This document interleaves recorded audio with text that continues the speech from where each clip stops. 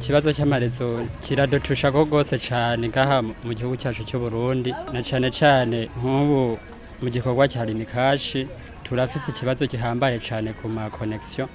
birashika nko ku kagoroba mu kiriyo kamuronka kagusaba nk'amamega amamega bishitse ukayamuha vraiment hakaca haba ingorane yo kuronka message umukiriya ntaronke ayo mamega nawe ukabura message bigaca bibateranya mbe umukiriya avuga ko wamwereka message nawe ukamubwira yuko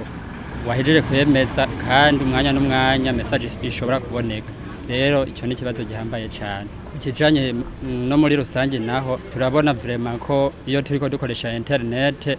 bishika n'amamega twagutse akadupfa kubusa akarinda guherana nta kintu na kimwe wayakoresheje limitere nayo ikiringo yaguhaye cyo kuyaheza kirinze gihera ivuga yatwaye na cyane ni nayo mpamvu nashimikiye ku bya limikashi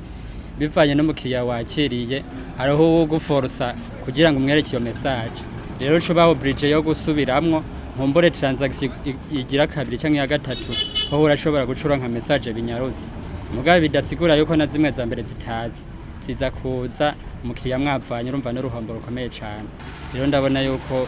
akwiye kugira icyokorwa kugira ngo nibiburi era maximum yayo uba waguze ubashe kuyakoresha. Muri kino gihe ibintu vy'amarezo je novuga yuko bigoye cyane nk'akarorero nk'ubunye nk'abantu usanga dufise nyene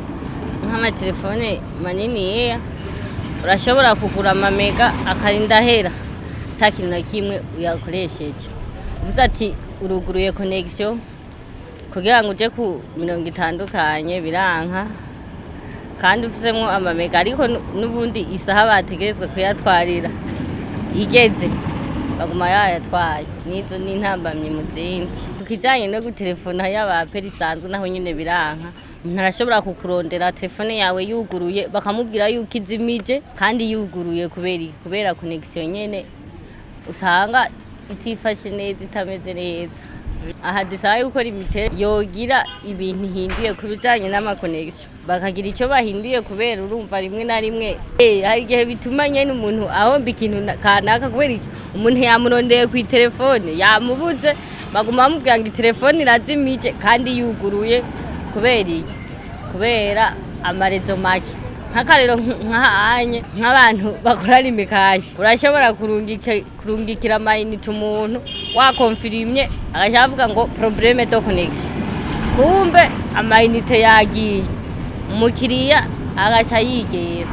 nta urumva ubwo n'uruhombo mu bindi kubera ntaho mukura ntaho muzi na nyurumva nta keza ko kubura connection. Jewe ndi muri Gihosha rirare hariya muri quartier Muyaga nukuri twe dukoresha una mob rero twarabitse limitere twarabitse nta connection zihari ko twaraguze amakarte simu bavuze ngo ya 5G anazimvye mugabo twararindiriye connection n'ubu amaso yeze mu nzira ashaka kugura amamega akarinda hera utayakoresheje mu telefone. Hari nk'igihe uba wabise duhera muri limikashi ukeneye kudukurayo utwikenutse hanyuma rero waja kurujya wa limikashi umwaja ati nta connection ngahantu zihari ramumanuke fo hariya mu Gasenyi cyashe kuri Gardenor niho ushaka kubiguza ayo mahera. Hari n'igihe bishika bwije ari mu ijoro cyusanga rero no kuri n'intambamye. Isanganiro